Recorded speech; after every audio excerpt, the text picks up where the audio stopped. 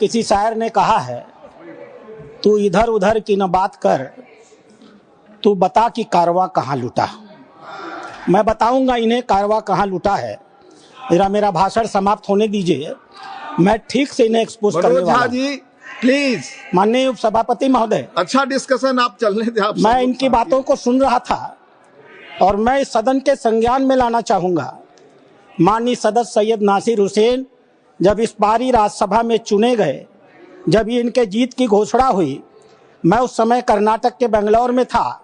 कर्नाटक की विधानसभा में पाकिस्तान जिंदाबाद के नारे लगाए गए थे। भारतीय जनता पार्टी के कार्यकर्ताओं ने विरोध किया, उनको पकड़ करके जेल में भेज दिया गया। भारतीय जनता पार्टी के कार्यकर्ता जो इस पाकिस्तान जिंदाबाद के नारे का विरोध कर रहे थे, उन्हें जेल में भेज दिया गया और इन्हें पचित किया गया। ये लोग बैठाइए, इन्हें बैठाइए, ये बोल नहीं सकते। बैठ जाओ, बैठो, आपस में बात नहीं प्लीज। आज का दिन गरीब मुसलमानों के लिए, पसमानदा मुसलमानों के लिए, तलाकशुदा महिला बहनों के लिए, विधवा महिला बहनों के लिए, अनाथ बच्चों के लिए आज ऐतिहासिक दिन है। एक क्रांतिकारी परिवर्तन आने जा रहा है। पूरी की पूरी इस गरीब समाज, मुस्लिम समाज की आर्थिक और सामाजिक व्यवस्था में यह वक्फ अधिनियम क्रांतिकारी परिवर्तन लाने जा रहा है। मैं आभारी हूं माननीय मोदी जी का, जिन्होंने इस महान विधेयक को इस सदन में लाने का काम किया। अध्यक्ष महोदय, हम हिंदू हैं, हम लगातार अपने समाज में परिवर्तन की बात करते हैं। हमने लगातार अपनी समाज की बुराइयों के विरुद्ध संघर्ष किया है। इतिहास बड़ा गवाह है, हमारे यहाँ सती प्रथा होती थी, हमने सती प्रथा निषेध अधिनियम लाया। हमारे यहाँ बाल विवाह होता था, हमने बाल विवाह निषेध अधिनियम लाए। हमारे यहाँ विधवा विवाह नहीं होते थे, हमने विधवा विवाह अधिनियम लाया। आश्चर्य की बात होती है जब इस समाज की चर्चा होती है, आश्चर्य की बात होती है इन 75 सालों के अंदर एक बार भी मुस्लिम समाज के संशोधन को लेकर, सुधार को लेकर के, एक गरीब मुसलमान की जीवन की बेहतरी को लेकर के एक बार भी किसी प्रकार के सुधार आंदोलन को इस सदन में लाने का काम नहीं किया। आज यह पहली बार है और हमें गर्व है अपने प्रधानमंत्री पर, नरेंद्र मोदी पर, जिन्होंने इस मुस्लिम समाज के सुधार के ऐतिहासिक विधेयक को लाने का काम किया। 2014 में माननीय प्रधानमंत्री बने थे। उनके दृष्टि में कभी हिंदू और मुसलमान नहीं होता था, उनका सिर्फ एक नजरिया होता था, गरीब और अमीर। आप गौर कीजिएगा, यह सदन गौर करेगा। हम जनधन योजना लेकर के आए, 42% लाभार्थी मुस्लिम थे। हम प्रधानमंत्री आवास योजना लेकर के आए, 31% लाभार्थी मुस्लिम थे। हम उज्ज्वला योजना लेकर के आए, 37% लाभार्थी मुस्लिम थे। हम मुद्रा योजना लेकर के आए, 36% लाभार्थी मुस्लिम थे। हम स्किल इंडिया लेकर के आए, 22.7% लाभार्थी मुस्लिम थे। हमने प्रधानमंत्री एम्प्लॉयमेंट गारंटी प्रोग्राम चलाया। अध्यक्ष महोदय, 70% अधिक मुसलमानों ने उस योजना का इस देश में लाभ लिया। मेरे पार्टी की बैठक है, मुझे बताना नहीं चाहिए, लेकिन मैं कहूंगा, माननीय प्रधानमंत्री इसी बाल योगी सभागार में हम सारे सांसदों की बैठक ले रहे थे। उन्होंने क्या कहा हमसे? उन्होंने कहा, लोग कहते हैं कि मुसलमान भाजपा को वोट नहीं देते। आपको याद होगा मित्रों, उन्होंने कहा नहीं, ये गलत है, देते हैं। और अगर मान लिया जाए कि नहीं देते हैं तो इसका मतलब क्या है? क्या वो देश के नागरिक नहीं है? क्या उनके काम नहीं होने चाहिए? क्या उनका विकास का काम नहीं होना चाहिए? हम सारे सांसदों को उन्होंने मीटिंग में कहा, अपने काम को करते समय कभी हिंदू और मुसलमान न करना, विकास की धारा सारे समाज पर समान रूप से पहुंचाने की बात करना। लेकिन मुस्लिम सामाजिक संस्थाओं की भी रोल होनी चाहिए। ये मुस्लिम पर्सनल लॉ बोर्ड की भी भूमिका होनी चाहिए।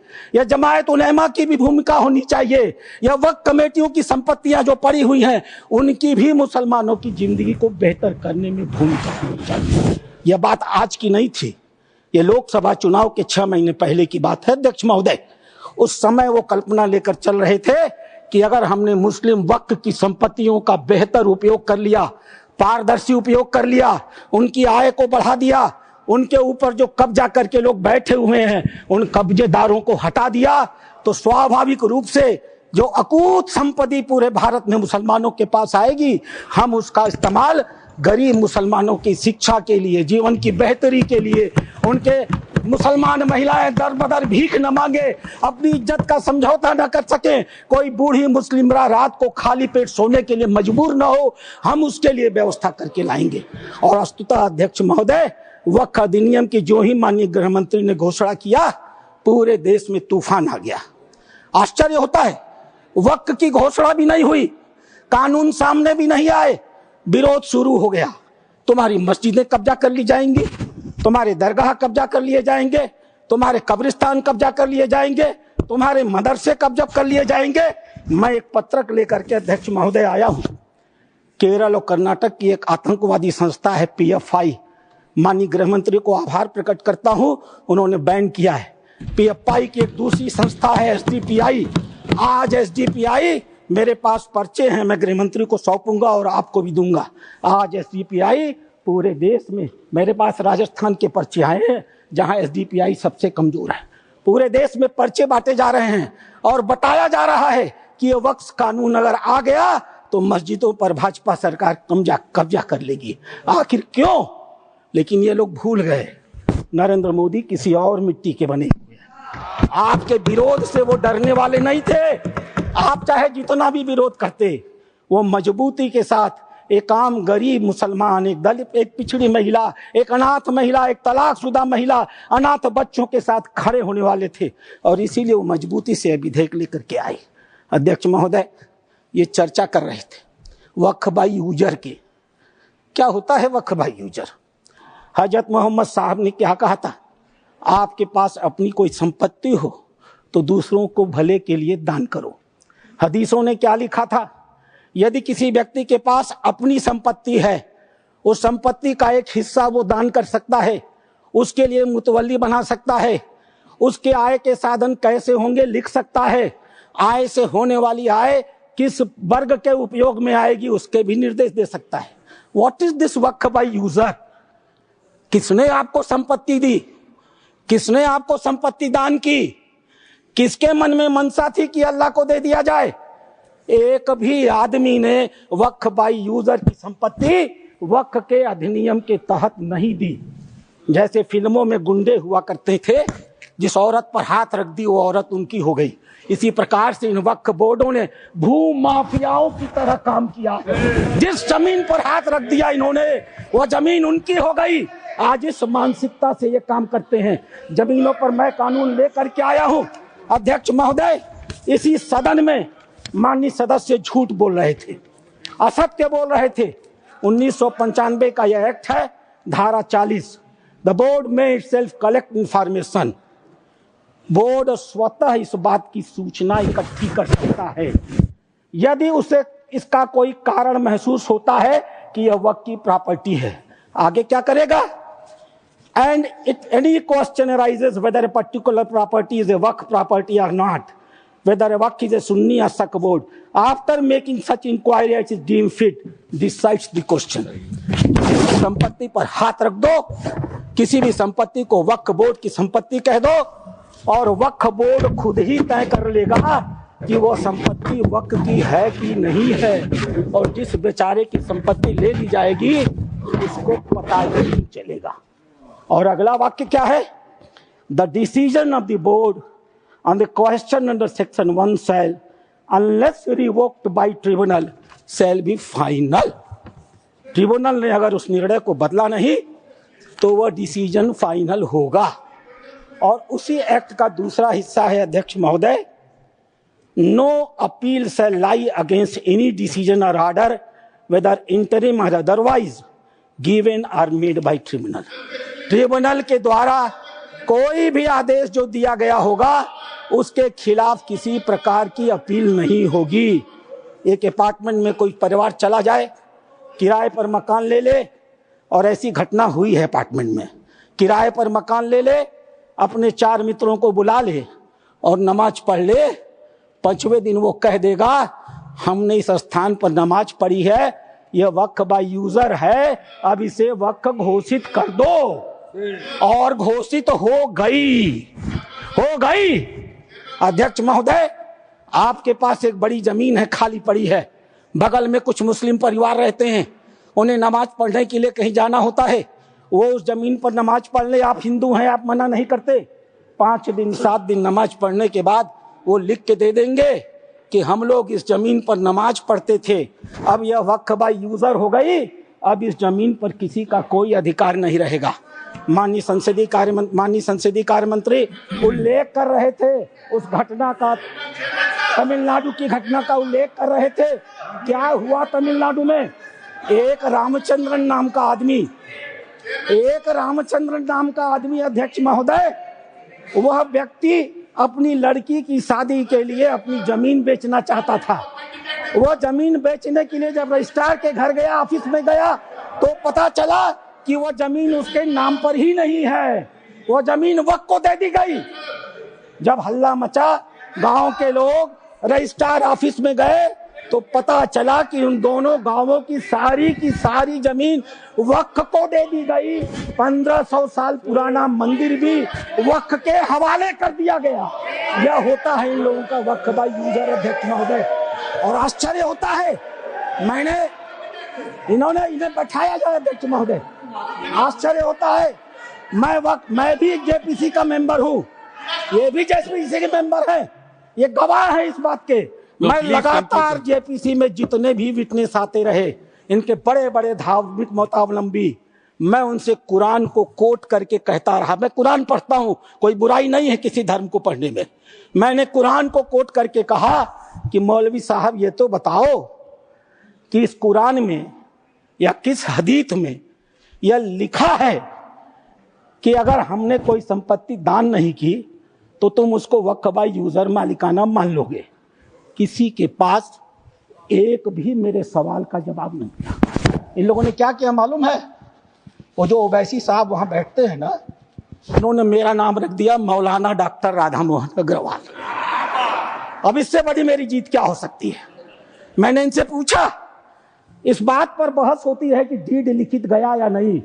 मैंने इनसे कहा, जब हजरत मोहम्मद साहब ने अपने आयतों में लिखा है, 3 आयतें हैं, 4, आप चाहिएगा तो मैं पेश करूंगा। 4 आयतें हैं जहां हजरत मोहम्मद साहब कहते हैं, एक भी पैसा अगर किसी को दो तो उसको लिखो, उसका उदाहरण दो, उसका विटनेस बनाओ, ताकि ताकीद रहे कि कल तुम्हारे देने को कोई चुनौती न दे पाए। एक भी पैसा दो तो लिख दो। और तुम कहते हो कि तुम्हारे पास ये सारी संपत्तियां हैं जिसका कोई लिखित रिकॉर्ड नहीं है, फिर भी वक्फ है। मेरे एक भी सवाल का जवाब, मैं उस कमेटी की बातों को बोलता नहीं, लेकिन चूंकि इन्होंने कमेटी का उल्लेख कर दिया इसलिए मैं इन्हें एक्सपोज कर रहा हूं।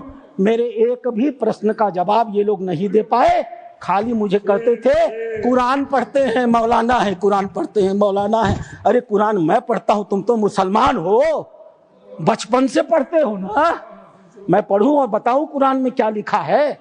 मार हो जाएगी, मार। ये हिंदू की भलमन साहत है जो कुरान पढ़ के तुम्हें बताता नहीं है। अध्यक्ष महोदय दूसरी चीज, सरकार इनकी थी, इन्होंने वक्फ को अभय दान दे दिया। और क्या नारा दिया? जो जमीन सरकारी है वो जमीन हमारी है।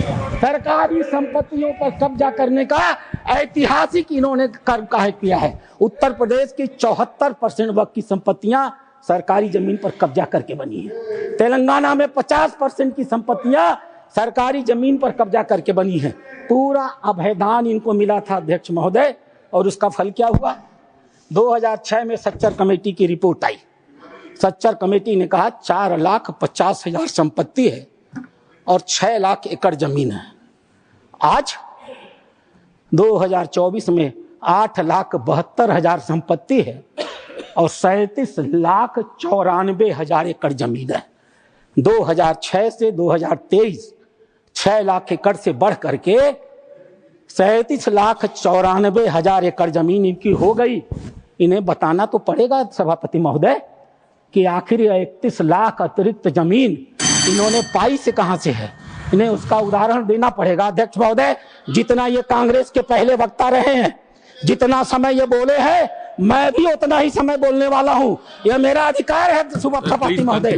मैं एक बात कहना चाहूंगा अध्यक्ष महोदय, इन्होंने चर्चा किया कर्नाटक के हैं, ये मेरे पास कहाँ गए? Sir please conclude sir. अध्यक्ष महोदय, मेरे पास ये रिपोर्ट है। यहाँ बोलने के पहले मैंने इस रिपोर्ट को ऑथेंटिकेट किया है, माननीय उपराष्ट्रपति महोदय के पास इसको लिख करके भेजा है। ये सांसद महोदय कर्नाटक के हैं, पाकिस्तान जिंदा वाले। एक शब्द भी इन्होंने इस रिपोर्ट के बारे में नहीं बोला। यह रिपोर्ट जेपीसी में प्रस्तुत हुई है, और जेपीसी में प्रस्तुत हुई है तो यह ऑफिशियल डॉक्यूमेंट है। यह रिपोर्ट मैं पढ़ूंगा अध्यक्ष महोदय, यह मेरा अधिकार है। मैं आपको बताऊंगा कि कर्नाटक के अंदर किन किन नेताओं ने वक्फ की कितनी कितनी संपत्तियों पर कब्जा कर डाला है। नाम पढ़ता हूं मैं, Qamrul Islam foreign minister, Suryavanshi ex MP, CM Ibrahim ex union minister, Rahman Khan ex union minister, Abdullah Sharif Waqf board official, NA Haris MLA, MA Khalid ex CO, Mumtaz Ahmed Khan chairman, Mohammed Sanaulla IAS, mister Sindhu Giri farmer minister, MF Pasha IPS, Khaneez Fatima MLA, CK Jaffer Sharif foreign minister. और एक नाम अध्यक्ष महोदय, प्लीज कंक्लूड, अदरवाइज एक नाम अध्यक्ष महोदय, we will take it from the party time की मर्यादा में। Sir please conclude, otherwise we have to take it from the party time. मैं कंक्लूड कर रहा हूं। इस सदन की मर्यादा में मैं एक नाम लेने से इनकार करता हूं। वो इस समय सदन में है भी नहीं। नाम क्या है अच्छी तरह से जानते होंगे अध्यक्ष महोदय। अध्यक्ष महोदय, मैं अपनी बातें समाप्त करूंगा। रामधारी सिंह दिनकर की एक कविता के साथ। सीमा पर एक सैनिक मर रहा था, मैं कंक्लूड कर रहा हूं। सीमा पर एक सैनिक मर रहा था, मरते हुए सैनिक से एक कवि ने पूछा, हे वीर बंधुदाई है कौन विपद का, हम दोषी किसको कहें तुम्हारे बद का। मरते हुए सैनिक ने कहा, यह गहन प्रश्न कैसे रहस्य समझाएं, 10-20 बधिक हो तो हम नाम गिनाएं। हर कदम कदम पर खड़ा यहाँ पातक है, हर तरफ लगाए घात बड़ा घातक है। देवता सदस्य दिखता है, पर कमरे में वह गलत हुक्म लिखता है। जिस पापी को गुण नहीं गोत्र प्यारा है, समझो उसने ही हमें आज मारा है। जो सत्य जानकर भी न सत्य कहता है, या किसी लोभ के विवश चुप रहता है, उस कुटिल राजतंत्री करदय को धिक है। वह मूक सत्यहंता कम नहीं बधिक है। चोरों के जो हितु ठगों के बल हैं, जिनके प्रताप से पलते पाप सकल हैं। जो छल प्रपंच सबको प्रश्रय देता है, या चाटुकार जन की सेवा लेता है, यह पाप उन्हीं का हमको sir please conclude sir. Bharat अपने ही घर में हार गया है।